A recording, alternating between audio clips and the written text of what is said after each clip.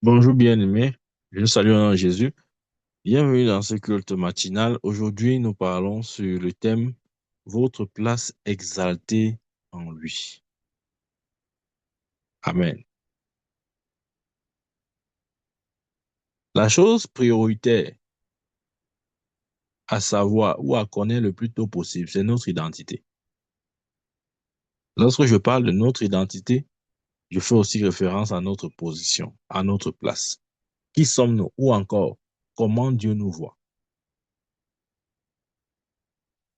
Quelle que soit la maîtrise des thèmes que nous avons des Écritures, que nous pouvons avoir de la parole de Dieu, si nous manquons d'identifier clairement notre identité, nous tournons en rond. Parce que le christianisme commence à être intéressant le jour où nous savons finalement qui nous sommes. C'est pourquoi ce matin, nous parlons sur le thème Votre place exaltée en lui. Bien-aimés, reconnaissons qu'en Christ Jésus, nous occupons une place privilégiée. Amen. Une place qui n'a été euh, une place dont personne n'a occupé avant l'Église. Amen. C'est-à-dire que aucun prophète, ça c'est important de comprendre, depuis Adam jusqu'à Christ, aucun prophète, aucun homme né d'une femme a occupé la place qui est celle de l'Église aujourd'hui. Aucun. Amen. Ce que je veux dire en d'autres termes, c'est que à aucune personne, à aucun prophète, Dieu n'a donné l'autorité qu'il a donnée à l'Église. Que tu le reconnaisses ou non, l'autorité qui t'a été donnée est une autorité supérieure à celle de tous les prophètes de l'Ancien Testament. Bien, mais peut-être tu n'as jamais réalisé ça. On combine tous les prophètes de l'Ancien Testament. Leur autorité n'est pas égale à la tienne. Amen. Alors, c'est bien d'avoir cette image, cette représentation dans notre esprit. Comment je le sais? La Bible dit, de tous ceux qui sont nés d'une femme, il n'y a pas plus grand que Jean-Baptiste. Et il continue en disant, mais le plus petit dans le royaume de Dieu est plus grand que lui. Waouh! Je ne sais pas si on comprend ce verset. C'est Jésus qui donne ce rapport sur Jean-Baptiste. Il dit de tous ceux qui sont nés d'une femme. Amen. Donc depuis Abel jusqu'à Jean-Baptiste, puisque Abel est le premier homme enfin, qui a été engendré par une femme, qui était Ève. Depuis Abel jusqu'à Jean-Baptiste, Jésus qui dit, ce n'est pas un apôtre. Ouais, si c'était un apôtre, on aurait dit que non, peut-être l'apôtre là n'a pas bien vu. Non, peut-être l'apôtre là n'avait pas encore la révélation complète de l'évangile. Là, c'est le Messie qui parle. Il dit de tous ceux qui sont nés d'une femme, il n'y a pas plus grand que Jean-Baptiste. Amen. Mais il continue en disant cependant. Oh, j'aime ce mot-là. Cependant, le plus petit dans le royaume de Dieu est plus grand que lui. Donc, Jésus établit Jean-Baptiste au-dessus de toute la race humaine, depuis Adam jusqu'à lui. Mais il dit que, même s'il est vrai qu'il est au-dessus de tous les hommes nés d'une femme, celui le plus petit dans le royaume des cieux est plus grand que lui. Amen. Parce que Jean-Baptiste est couronné comme étant au-dessus de tous ceux qui sont nés. Quand on parle né d'une femme, de quoi est-ce qu'il parle? Il parle de l'homme terrestre. Jean-Baptiste était l'homme le plus élevé parmi les terrestres. Mais la Bible dit que les hommes célestes, pour ceux qui sont nés de Dieu, le plus petit est plus grand que Jean-Baptiste. Amen. Ouais, ce rapport ou ce décalage-là n'est pas juste dans des rapports de terrestres célestes, aussi dans des rapports d'autorité. L'autorité que Christ a donnée à son Église, depuis Abel jusqu'à Jean-Baptiste, personne de ces hommes n'a eu une autorité égale à celle de l'Église. Maintenant, quand je parle de l'Église, je ne parle pas des apôtres et des prophètes, je parle de toi. Amen. Parce que la Bible dit qu'ils sont membres du corps de Christ. Non, c'est important pour nous de reconnaître cette place-là. Une place exaltée, une place élevée. Ce n'est pas n'importe quelle place. Bien aimé, ce n'est pas, je ne sais pas moi, ce n'est pas une place fabriquée par la main d'un homme ou bien ce n'est pas un siège qui a été conçu par la main d'un homme. C'est une place élevée, exaltée. Amen. Ce n'est pas la main d'un homme qui a construit la chaise sur laquelle nous sommes. Nous sommes désormais pour l'éternité assis sur le trône de Dieu. C'est cette place exaltée que nous avons en Christ Jésus. Amen. Et nous devons reconnaître cela. Il a dit, il y a plusieurs demeures dans la maison de mon Père. Si cela n'était pas, je vous l'aurais dit. Je vais vous préparer une place. C'est cette place exaltée. Je vais vous préparer une place. Et lorsque je m'en serai allé et que je vous aurai préparé une place, je reviendrai. Dans la descente du Saint-Esprit, lorsqu'il dit je reviendrai, s'identifie au Saint-Esprit, la descente du Saint-Esprit était la preuve que la place avait fini d'être préparée. Parce qu'il fallait que Christ finisse de préparer cette place avant que l'Esprit descende. Donc, quand l'Esprit descend à la Pentecôte, c'est la preuve que la place a été préparée. Où Christ a fini, a achevé la préparation de cette place-là. Voilà pourquoi l'Esprit descend maintenant. Il descend sur les disciples pour manifester la nouvelle naissance, pour recréer leur esprit, pour faire asseoir en même temps leur esprit sur cette place que Jésus a préparée pour eux. Et pas seulement pour les disciples, pour tous ceux qui, après eux, croiraient en Jésus. Et nous sommes du nom bien-aimé. C'est cette place exaltée que nous avons en lui. Amen. Quand nous comprenons cette place exaltée que nous occupons ou que nous avons en lui, comment allons-nous encore avoir peur des démons? Comment allons-nous encore être oppressés par les démons, les forces des ténèbres? Ce n'est pas possible. Amen. Mais je vais vous dire, si on n'a justement pas la révélation de cette place-là, si nous ne nous voyons pas comme étant assis sur cette place exaltée, nous allons néanmoins être vaincus.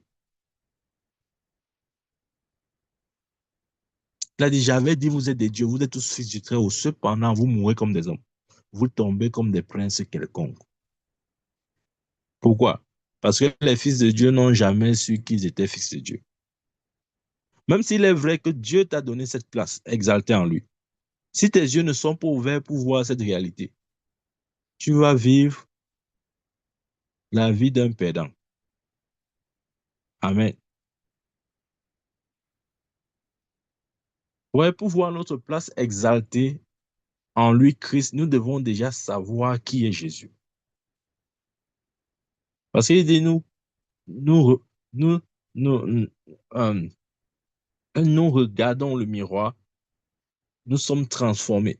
Amen. Lorsque nous contemplons le Seigneur comme dans un miroir, nous sommes transformés de gloire en gloire. Donc, le miroir ici, c'est la parole de Dieu. Le miroir ici, c'est Jésus. Plus nous connaissons qui il est, plus nous saurons qui nous sommes. Pour la simple raison que nous sommes en lui. Donc, si je sais qui est Jésus, ce n'est pas juste la connaissance de Jésus que je reçois, c'est la connaissance de qui je suis en réalité. Parce que je suis en lui. Nous contemplons le Seigneur comme dans un miroir. Nous sommes transformés de gloire en gloire. Amen. Ouais, c'est pourquoi je crois que c'est un crime. C'est un crime pour un chrétien de se laisser oppresser par les forces des ténèbres. C'est une erreur qui doit être corrigée, bien aimé. Il y a tellement de chrétiens qui disent, Oh, je suis oppressé. Oh, les démons m'oppressent. Oh, je suis possédé. Oh, je suis dominé. Je sens toujours une force oppressive dans ma vie. Je n'arrive pas à lever la tête. Il y a toujours comme un marteau ou un plafond sur ma tête.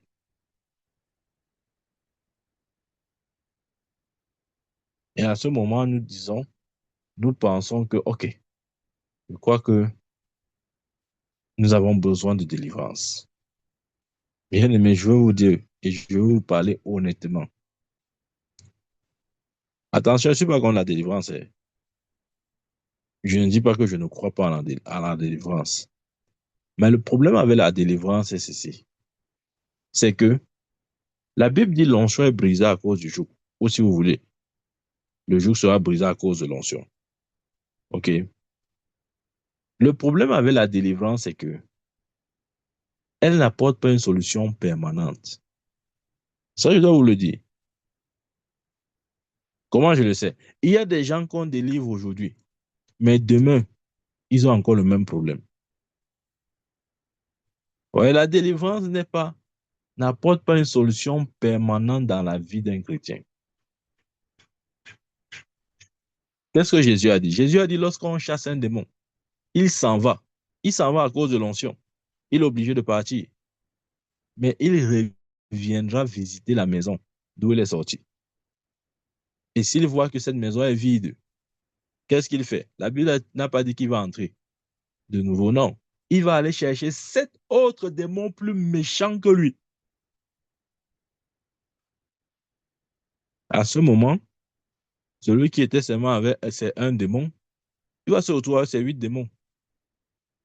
C'est pourquoi certains délivrants vont mieux. Parfois même, c'est mieux de laisser les gens avec un démon que de leur donner 8 démons. Vous voyez? C'est vrai. Ou bien, vous ne voyez pas ça comme ça. Si quelqu'un a un démon et que cette personne n'est pas prête à, à réellement s'engager pour Christ, à réellement se détourner de la mauvaise voie, à réellement vivre pour Christ, à réellement offrir sa vie comme sacrifice. Des fois, pour une telle personne, c'est mieux de ne pas le délivrer.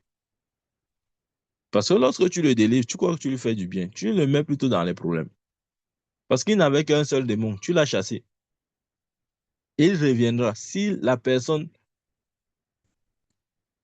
est toujours dans la même position, si la personne n'a rien fait pour faire grandir sa foi, etc., la Bible dit qu'il part chercher 7 autres démons. Voilà. C'est-à-dire, tu voulais enlever un démon, maintenant la personne trouve 8 démons. C'est pourquoi des fois, la délivrance, il faut être, comment dire ça? Il faut être sensible. Amen. Il faut être sensible. Il ne faut pas seulement délivrer pour dire que non, on va délivrer, on va délivrer, on va délivrer. Parce que tu délivres quelqu'un qui ne veut pas s'engager pour le Christ. Tu es en train de le mettre seulement dans les problèmes. Tu veux multiplier ces problèmes fois 7. C'est vrai.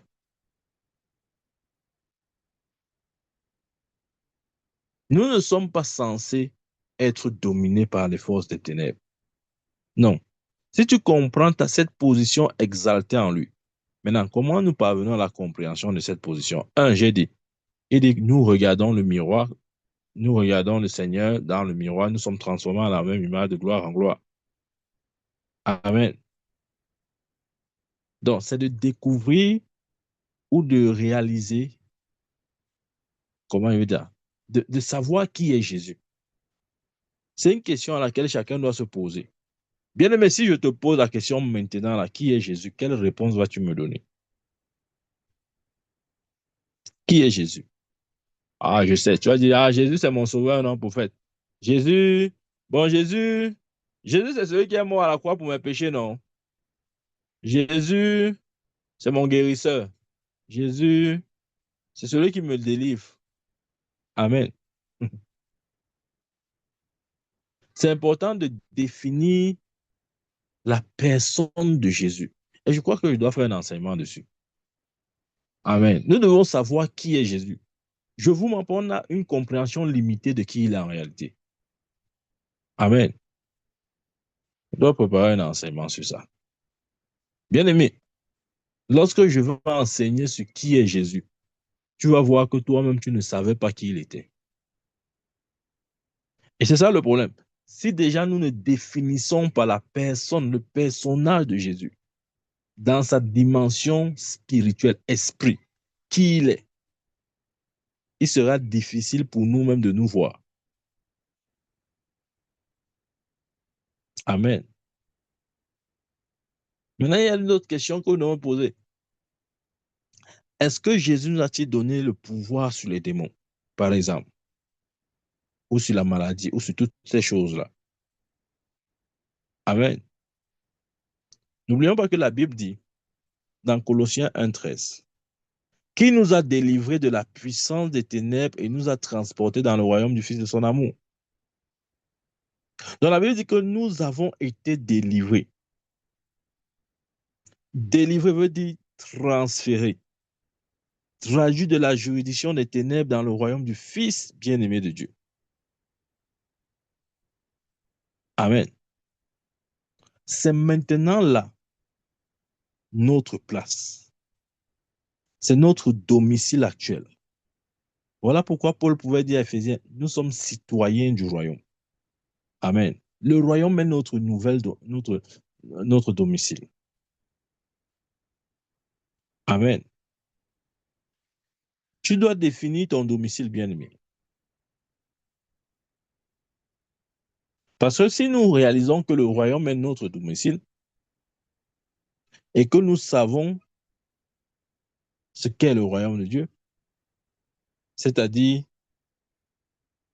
comme étant au-dessus de toute chose, nous n'aurons plus peur de Satan, de sa cohorte, de ses démons, de ses sorciers et de tous ses fils. Amen.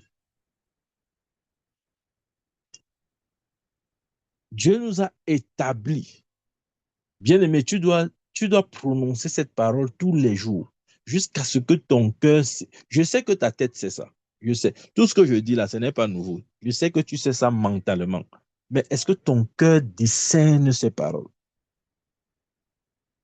Dieu nous a établis au-dessus de tout, au-dessus des principautés, des puissances, au-dessus des démons, de Satan.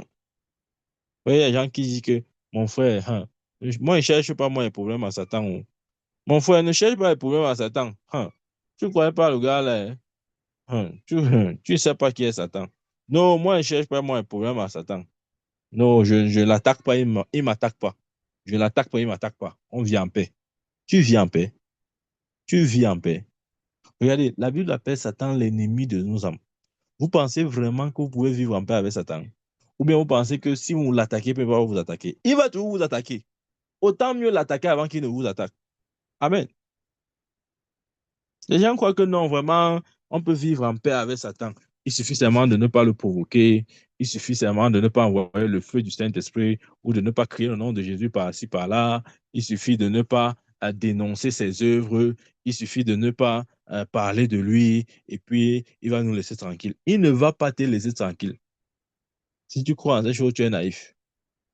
Parce que sa mission, la Bible dit d'Apocalypse que Satan sait qu'il a peu de temps. Voilà pourquoi il veut ramener un maximum avec lui en enfer. Il sait déjà qu'il est condamné. Il n'y a plus de salut possible pour lui. Donc, il ne se bat pas pour son salut. Bien aimé, toi, tu te bats encore pour ton salut. Satan ne se bat pas pour son salut. Il sait qu'il est condamné, mais il ne veut pas aller seul. Il ne veut pas périr seul. Il a décidé de périr avec un maximum de personnes.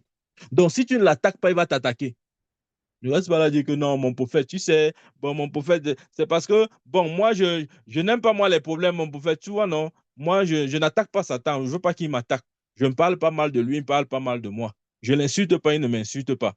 Hein? Je ne le provoque pas, il ne me provoque pas. Tu es naïf, bien-aimé. Si tu penses comme ça, tu es naïf. Si tu ne l'attaques pas, il va t'attaquer. Autant mieux l'attaquer avant qu'il t'attaque. Amen. Donc, c'est important de se poser ces questions fondamentales. Qui est Jésus? Avons-nous réellement reçu le pouvoir sur les démons? Où est-ce que je suis actuellement? Si nous ne définissons pas notre lieu actuel, je vous dis, ça compte pour beaucoup. Je dis, ça compte pour beaucoup. Je vais vous donner un exemple. Je vais vous donner un exemple.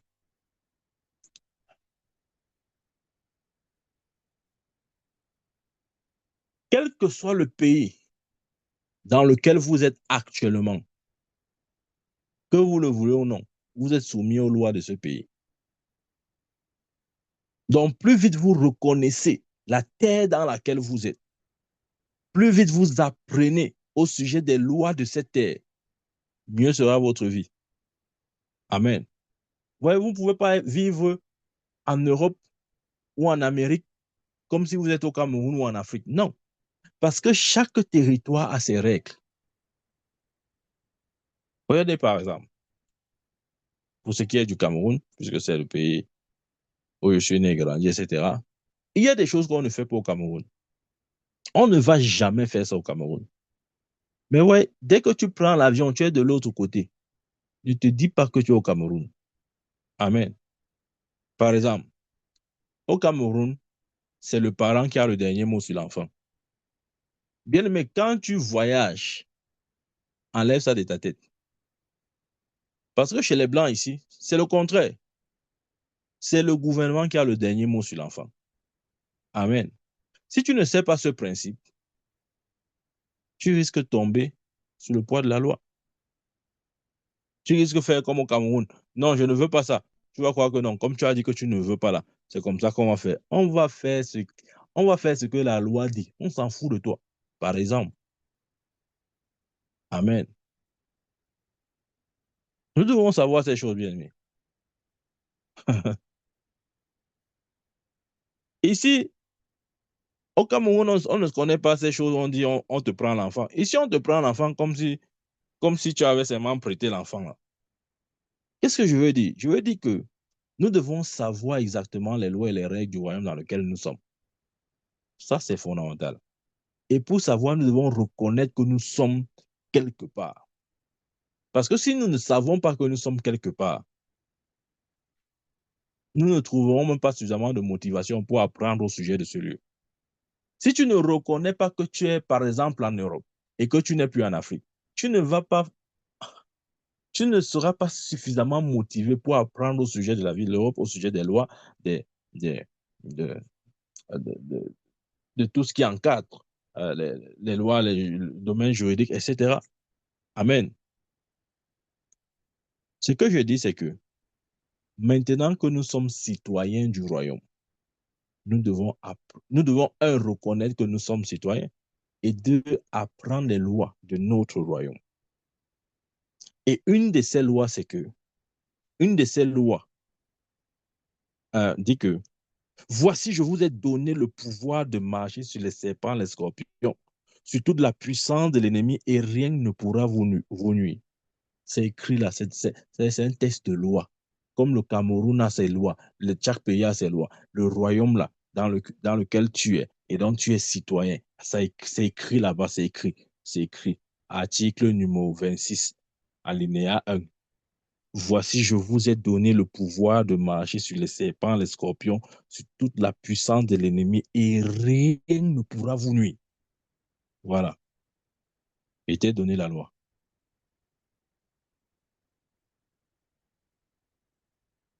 Maintenant, jusqu'à ce que ça devienne, comment je vais dire ça? Jusqu'à ce que tu sois pleinement conscient de cette loi-là. Jusqu'à ce que tu aies une perception claire, tu vois les choses exactement telles que la loi dit. Tu vas continuer de croire que non, peut-être bon. Tu sais, le serpent, hé mon prophète, le serpent, le scorpion, et il faut faire attention, il faut faire attention. Faisons attention. Tu sais, la Bible dit on doit être prudent comme les serpents.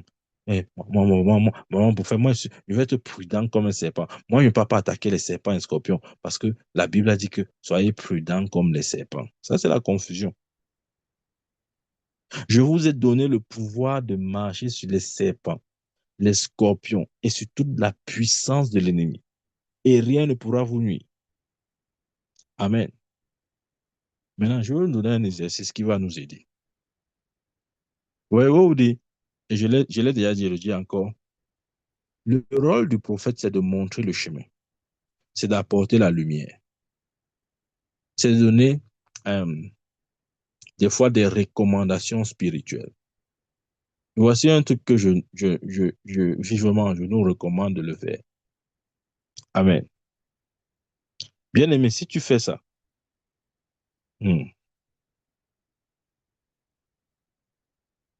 tu seras surpris de ce que tu pourras non seulement apprendre, mais de la connaissance que tu pourras utiliser. Prends, cherche-toi un cahier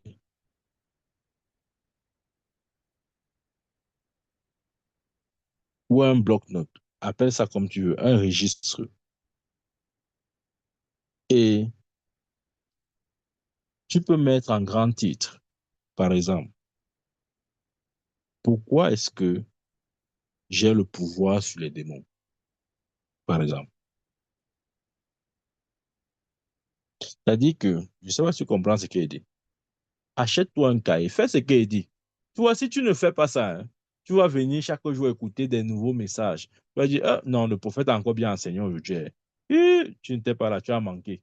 Tu as manqué. Toutes ces choses ne vont pas t'aider, bien-aimé. Ce sont les recommandations qui comptent. Amen. Ce sont les recommandations qui comptent. Quand tu pars voir le médecin, ce n'est pas pour qu'il te guérit. Le médecin ne te guérit pas. Il va te donner l'ordonnance. Dieu merci, il y a un médecin au milieu de nous. Il va te donner l'ordonnance. Il va te dire, achète, prends tel comprimé. Bois ça 3 fois par jour pendant 7 jours, matin, midi, soir. Après 7 jours, reviens au contrôle. On va voir comment la situation progresse. C'est ce que le docteur fait. Et c'est aussi ce que le prophète fait. Amen. Donc, suis ces recommandations. Parce que généralement, on n'aime pas suivre ce genre de recommandations. On aime seulement qu'on a un problème là. Allez, mon prophète, vraiment, j'ai mon problème là. Bon, on fait comment? J'ai. Je ne gère pas. Non, je ne gère pas. Amen. Cette année, tu vas grandir. Degré ou de force. Maintenant, c'est la force. Oui, c'est la force. Donc, prends un cahier. Écris par exemple, pourquoi est-ce que j'ai le pouvoir sur les démons? Maintenant, va dans ta Bible. Ouais, ceux qui n'aiment pas chercher là, les paresseux ne vont pas aimer ça. Va dans ta Bible. Cherche maintenant dans la parole de Dieu les écritures qui établissent justement cette vérité-là. Cherche dans ta Bible les écritures qui parlent de Jésus pour t'aider, qui parlent, un, de Jésus, deux, de qui il est, et trois, de qui est-ce que tu es en lui.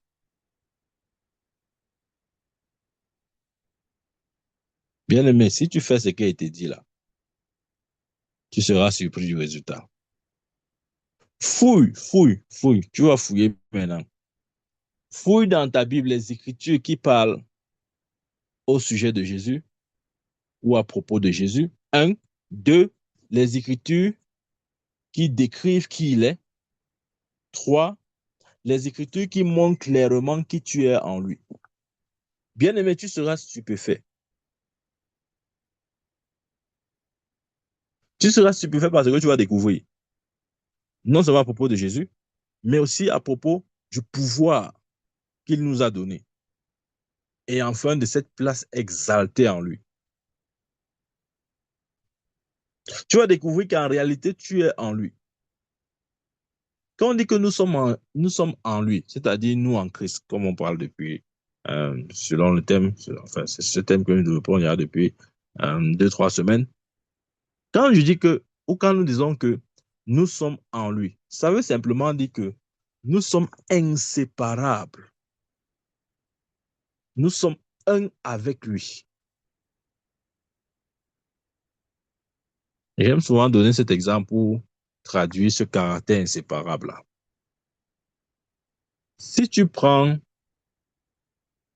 deux verres et dans l'un tu mets de l'eau et dans l'autre tu mets du jus, quel que soit le jus, et tu reverses les différents contenus dans une bassine, dis-moi, pourras-tu séparer l'eau du jus?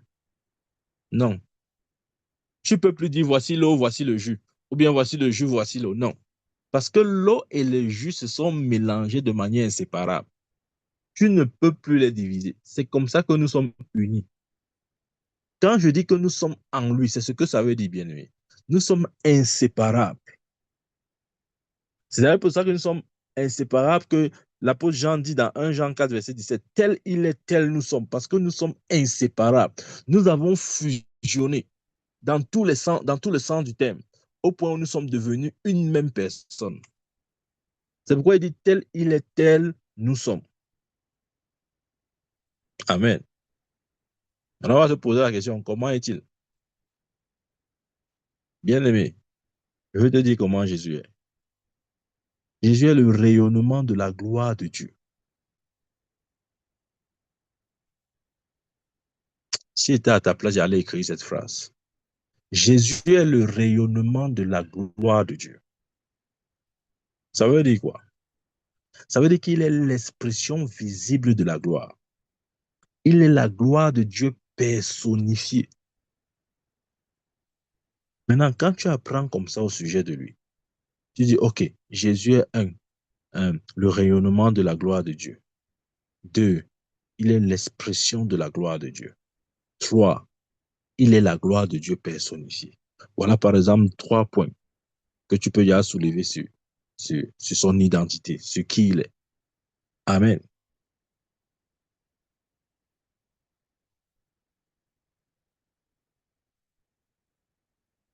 Et tu vois, quand tu fais ce travail, ne te limite pas à Jésus. Commence à te voir aussi en lui. Parce qu'il a dit dans Jean 17, 22, Père, je leur ai donné la gloire que tu m'as donnée.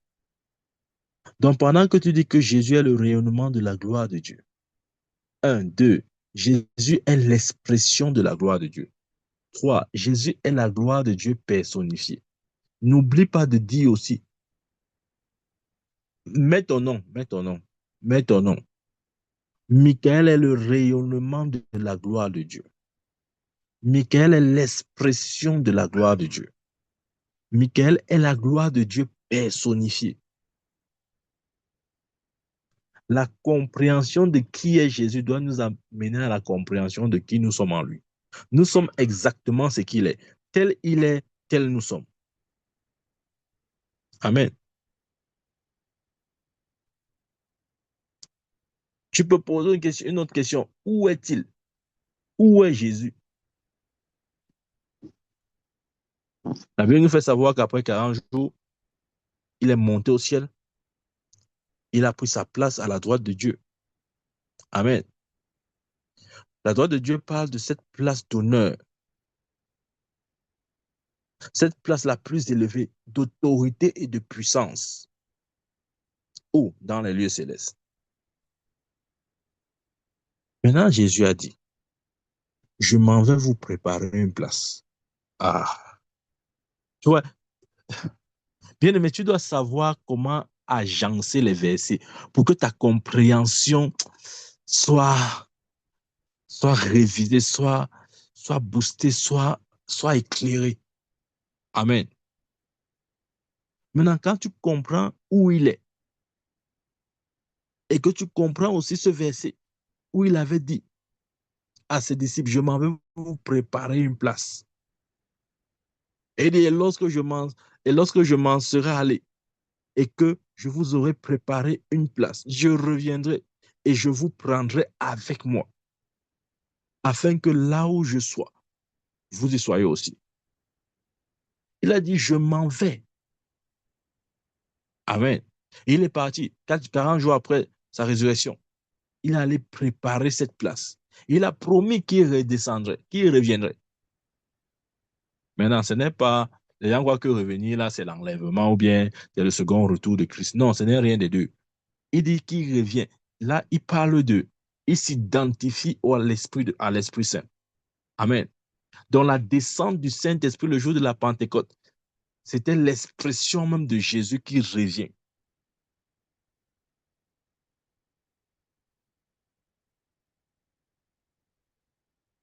Maintenant, les gens vont dire que, mais mon prophète, ça veut dire quoi alors? Euh, que Jésus, c'est le Saint-Esprit.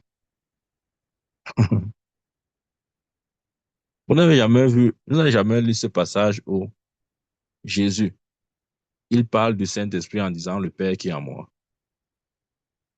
Donc, ne sois pas sûr. Si Jésus peut appeler le Saint-Esprit le Père qui est en moi, ne sois pas surpris que ce même Jésus dit donc qu'il va redescendre sous la forme du Saint-Esprit.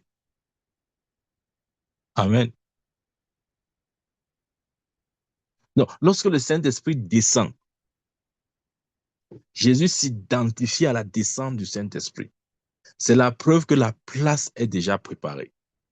Il vient chercher ses disciples. Il vient, quand il dit chercher ses disciples, c'est-à-dire amener l'esprit de ces hommes à cette place d'honneur, cette place exaltée. Amen.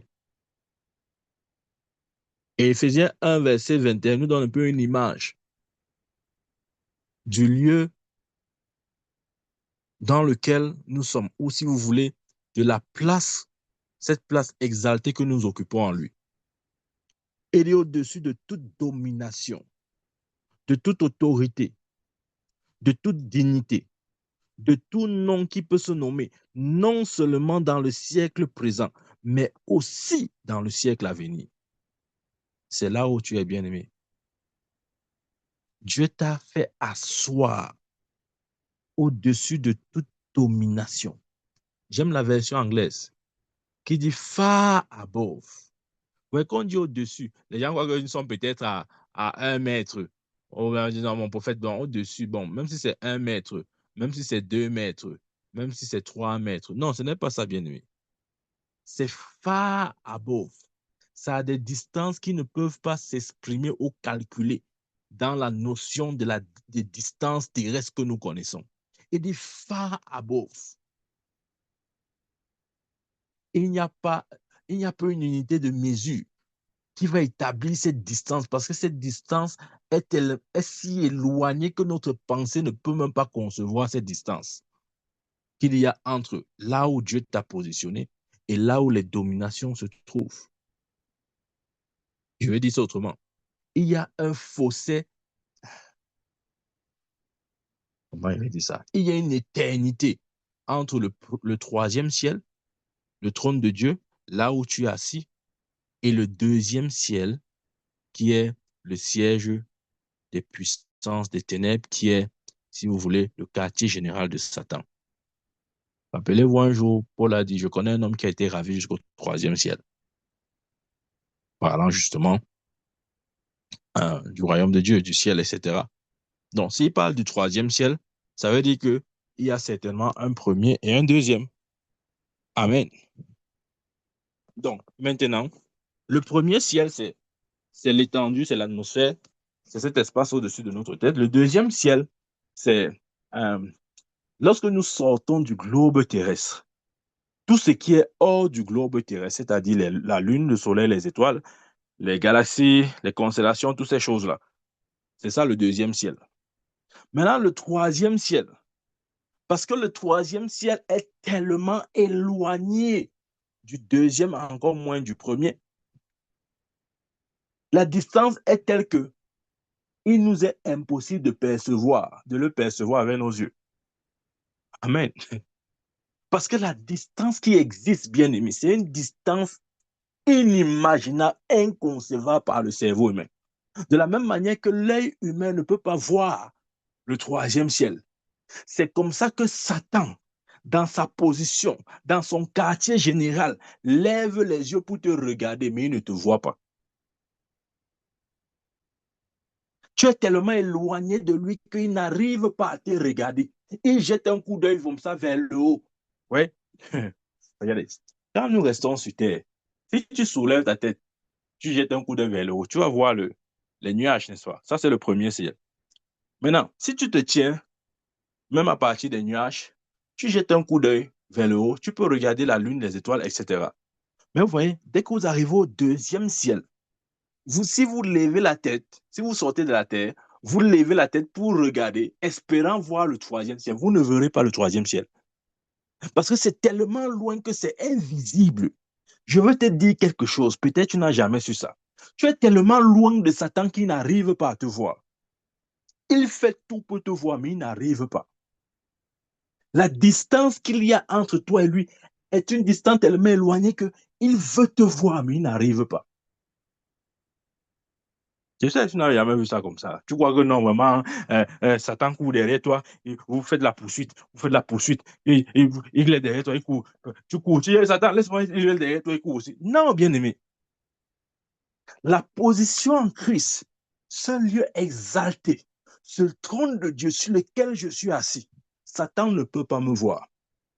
Aussi vrai que un être humain, à partir de la terre, ne peut pas voir les 9 planètes ou les 8 planètes, les 8 autres planètes qui existent, de la même manière, quand Satan se tient dans son quartier général, qui est le deuxième ciel, il essaye de te voir, il ne te voit pas. Et ça confirme ce que la Bible dit. Il dit, au-dessus de toute domination. Je voulais juste que tu comprennes ce que ça signifie au-dessus. Ne crois pas que tu as 1 mètre à 2 mètres de Satan. Il lève la tête comme ça, il dit, hey, hey, hey, hey, te voilà, non, te voilà. Non, il ne me voit pas. La Bible dit que nous sommes cachés en Christ et Christ en Dieu. Il va me voir comment? S'il ne peut pas voir Dieu, il ne peut pas voir Christ. Ce n'est pas moi qui va voir. Parce que, ah, parce qu'il y a 2 couches à traverser pour me voir. Il y a la main du Père qu'il doit traverser. S'il réussit à traverser la main du Père, qu'il traverse aussi la main du Fils avant de me voir. De ça, la Bible dit, nous sommes cachés en Christ et Christ en Dieu.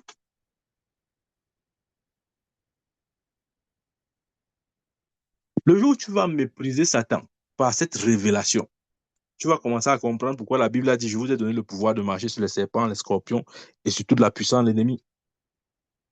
Au-dessus de toute domination, de toute autorité, de toute dignité, de tout nom qui peut se nommer, non seulement dans le siècle présent, mais encore dans le siècle à venir. Ça, c'est ta place exaltée en Christ Jésus. Tu vois, toi, tu es ah, Satan, mon prophète, Satan, Satan, Satan, le voici encore, le voici, il va m'arrêter, il va m'arrêter, il va m'arrêter, il va m'arrêter, laisse-moi, laisse-moi, Satan.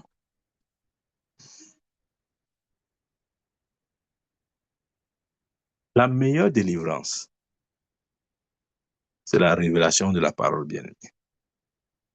C'est ça, rien là qui vient dire, oh, encore on va délivrer, on chasse les démons. Ils vont partir, je ne dis pas non. Mais si tu n'as pas ce genre de connaissance en toi, comme il parle, il va revenir. Je te dis la vérité. Chasser un démon n'est pas la finalité. La finalité, c'est de s'enraciner dans la parole de Dieu. Amen. Ouais, lorsque tu commences à identifier, à savoir qui est Jésus, la partie la plus passionnante, c'est, et je dirais même, c'est même ce qui donne tout un sens à ta vie chrétienne. C'est lorsque tu commences à te voir en lui. Amen. C'est lorsque tu commences à te voir comme étant intronisé avec lui, comme étant exalté, bien au-dessus de toute domination, de toute autorité, de tout gouvernement. Amen. Bien aimé, quand tu vas voir ça, tu seras libre pour toujours. Tu seras libre pour toujours. Il y a des gens qui ont peur de Satan. Hey, hey. Non, moi, tu sais, moi, je ne cherche pas moi pouvoir à Satan. Hein. Moi, vraiment, moi, bon, tu sais, mon prophète, Quand tu ne cherches pas Satan, il ne te cherche pas. Ah bon, hein? C'est bien. Vous pensez que quand Satan était venu tenter Jésus dans le désert, c'est parce que Jésus l'avait cherché? Il était dit que si tu ne l'attaques pas, il va t'attaquer. Autant mieux l'écraser. Amen. Autant mieux l'écraser. Si tu l'écrases, il va t'écraser. Autant mieux l'écraser avant qu'il t'écrase. Et nous l'écrasons par la compréhension de qui nous sommes, de notre identité. Amen. Assis avec Christ dans les lieux célestes.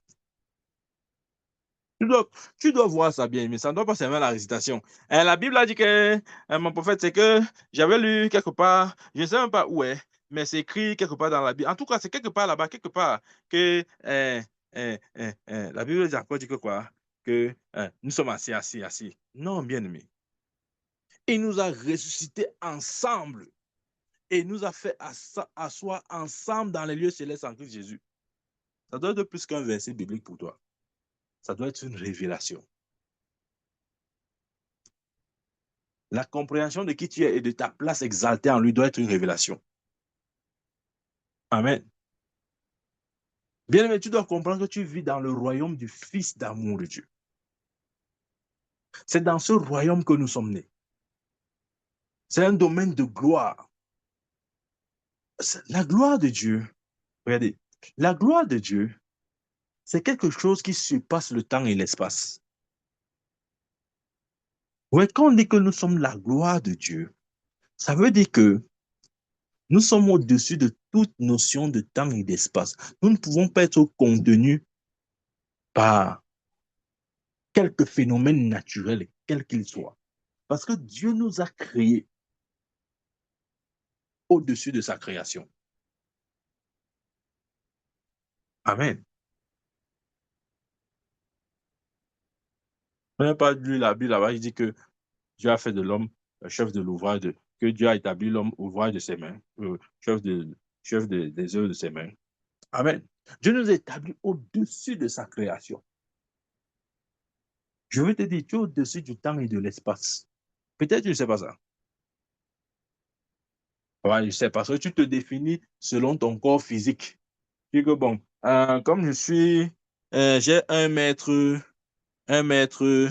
bon, mon prophète, je ne suis même pas grand de taille, hein. J'ai 1 mètre combien? 62. Voilà ma taille. Te voilà alors, tu marches en route dans la conscience que je mesure 1 mètre 62. Voilà. Voilà tout ton problème, c'est pas Satan. Quand tu marches en route là, tu fais quelle taille? 1 mètre 62. Voilà. Voilà. Dieu t'a créé au-delà du temps et de l'espace. Tu ne peux pas te définir. Ça veut dire que ne te définis pas par rapport aux éléments de la nature, par rapport à ton apparence physique. La Bible dit de Jésus qu'il n'avait rien pour attirer les regards. Vous n'avez pas lu ça dans Isaïe? On dit qu'il n'avait rien pour attirer les regards. Amen. Il n'avait rien pour attirer les regards. Autrement dit, il n'était pas défini par rapport à par rapport aux critères humains. Amen. Mais nous voulons nous définir par rapport aux critères humains. L'homme dit que tu es ceci, tu dis oui, c'est vrai, je suis ceci. Euh, euh, tu es mortel. Oui, c'est vrai, je suis mortel. Tu es un pécheur. Oui, non, je confirme. Je pêche même chaque jour. Euh, euh, tu, tu es un rebelle. Oui, oui, oui, oui, je suis un rebelle. Euh, tu es un opposant, tu n'aimes pas Dieu. Oui, oui, oui, je n'aime pas Dieu. Euh, tu n'es pas né de nouveau. C'est même possible, hein, parce que je ne sais même pas ce que c'est que la nouvelle naissance. Nous continuons à prendre les informations dans la bouche des autres. Bien aimé, il est temps maintenant de nous laisser informer par la parole de Dieu. Amen. Refuse de descendre au niveau de la vie de ce monde, du raisonnement. Et commence à comprendre que Dieu t'a établi pour régner sur toute sa création. Tu règnes sur les démons, sur les circonstances. Un jour, le Père a parlé du ciel. Il a dit, celui-ci est mon fils, écoutez-le. Il faut lire votre Bible. Il a dit, celui-ci est mon fils, écoutez-le. Regardez, ce jour-là, Papa Dieu ne parlait pas simplement aux choses animées. Il ne disait pas seulement aux choses animées d'écouter la voix de son fils Jésus, non. Il parlait aux choses animées et inanimées. C'est pourquoi Jésus pouvait se tenir devant le figuier. Il dit que jamais personne ne mange de ton fruit. Le figuier entend sa voix et obéit. Le figuier sèche et meurt. Il peut se tenir devant le vent, la tempête. Il dit, tais-toi. Le vent se tait. Pourquoi? Parce qu'un décret du ciel a été donné. Celui-ci est mon fils bien-aimé. Écoutez-le. Il peut se tenir devant la mort, devant la tombe de Lazare. Il parle à un mort. Mort depuis 4 jours. Sors. Le mort sort. Pourquoi? Parce que Dieu a dit, écoutez-le. Maintenant, il te connaît. Tu vas commencer à dire que même un prophète, n'est-ce pas? Dieu avait dit ça pour Jésus, non? Est-ce que c'est moi? Ce n'est pas moi. Je t'ai dit que tu es en Christ. Je t'ai dit ça depuis 3 semaines, je t'ai dit ça. Que tu es en Christ. Donc, quand Dieu dit une parole à Jésus, c'est à toi qu'il dit aussi. Parce que tu es en Christ, bien-aimé. Dieu te dit aussi. Écoutez-le. La création a été ordonnée pour t'obéir. Ouais, c'est pourquoi tu dois savoir ça. Et quand tu ne parles pas comme un esclave, tu parles comme un roi. La Bible dit la parole du roi est puissante. Parce que le roi sait qu'il est un roi. Si tu ne sais pas que tu es un roi, ta parole ne sera pas puissante. Si tu ne sais pas que Dieu t'a exalté, Dieu t'a donné tout pouvoir, toute autorité, que tu es élevé, Dieu t'a positionné dans ce lieu, dans cette place, en Christ, sur le trône de Dieu. Tu règnes avec lui parce qu'il est le Seigneur des seigneurs et le roi des rois. Ce ne sont pas les rois de la terre ou les seigneurs de la terre. Il s'agit de son peuple. Parce que Dieu ne se définit pas par rapport aux choses terrestres. Il se définit par rapport aux choses célestes. Ce qui est terrestre est terrestre et ce qui est céleste est céleste. À moins que tu aies ce genre de révélation, bien-aimé, tu seras dans un christianisme religieux. Tu vas dire à mon prophète, depuis là, tu nous dis qu'il y a l'enlèvement, vraiment. Que ça vient même, dis donc, on finit même avec. Bah, c'est même compliqué. Le monde, c'est de plus en plus compliqué. Mais toi, tu ne vois pas mon prophète. Toi, tu vois... Non, non, non, je suis d'accord avec toi, vraiment, que Jésus vient vite. Jésus vient vite. Je ne sais pas. Je ne sais pas pourquoi tu penses comme ça. Il vient chercher une église sans tache ni ride. Ce n'est pas ce genre d'église qu'il vient chercher, c'est une église triomphante.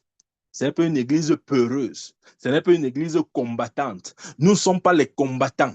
Nous ne sommes pas les peureux. Nous sommes des hommes, des vainqueurs. Nous vivons et marchons dans la victoire. On n'essaye pas de combattre. Les gens qui disent non, le combat. Frère Jean, dans le combat spirituel. Tu es où? Je fais le combat spirituel. Tu combats contre qui? Je combats contre Satan. Qui t'a demandé de combattre contre Satan? Je ne sais pas où on prend ces choses-là. Voici, je vous ai donné le pouvoir de marcher.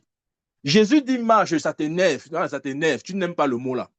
Jésus, non, Jésus a eu tort. En fait, Jésus ne sait même pas s'exprimer. Normalement, il doit dire que combattez, combattez. Regardez, il a combattu pour nous, pour que nous marchions. Le combat a été livré sur 2 fronts. Un à la croix et 2 en enfer. Depuis le jour qu'il est ressuscité, la résurrection marque la fin du combat et le début de la domination. Ah, si j'étais à ta place, j'allais écrire cette phrase. La résurrection de Christ marque la fin du combat et le début de la domination. On ne combat plus, nous ne sommes pas des combattants. On domine. C'est comme ça. Et on a 40 jours. Tu fais quoi? Tu fais le combat spirituel. Tu sais, la Bible dit que nous ne luttons pas contre la chair et le sang, mais contre les dominations, les autorités, les esprits méchants dans les lieux célestes. Mon prophète, tu ne comprends pas ces choses. Tu n'as pas l'expérience. Tu connais même quoi? Tu es un jeune, dis donc. Laisse tes choses là. Nous sommes dans la foi avant toi. On a de l'expérience. Oui, ce que tu dis là est vrai, mais il y a maintenant l'expérience. Toi, tu prêches seulement la parole. Nous, on veut l'expérience. Il faut arrêter ça. La parole au-dessus de tout. De tout ce que tu appelles expérience. Je m'en fous de tes expériences. Ce qui compte, c'est ce que la parole de Dieu dit. Voilà, c'est ça le problème dans l'Église. On a mis les expériences et ces expériences sont même c'est-à-dire, ce sont des expériences fausses d'un bout à l'autre. Ça ne correspond pas à la réalité de la parole de Dieu. Et on a pris ça pour vérité. On enseigne ça comme doctrine. C'est une erreur.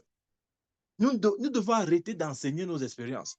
Parce que parfois, ce sont des expériences qui ont été, comment ils disent ça, qui ont été expérimentées par des bébés spirituels.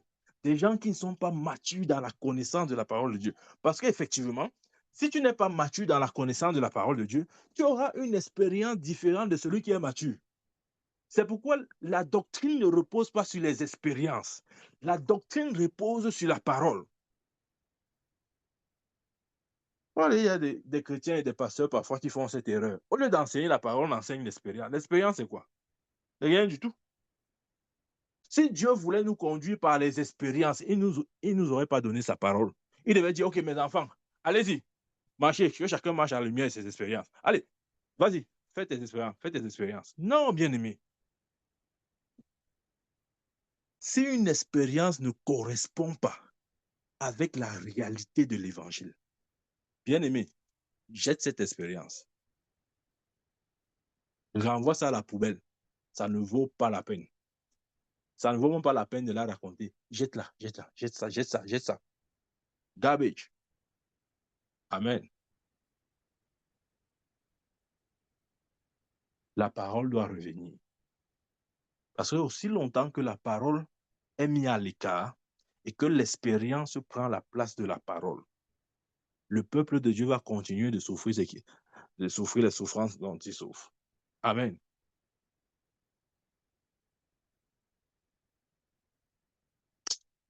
Que Dieu nous bénisse. Au nom de Jésus-Christ. Amen. Amen. Amen. Amen. Amen. Amen. Amen. Amen. Amen.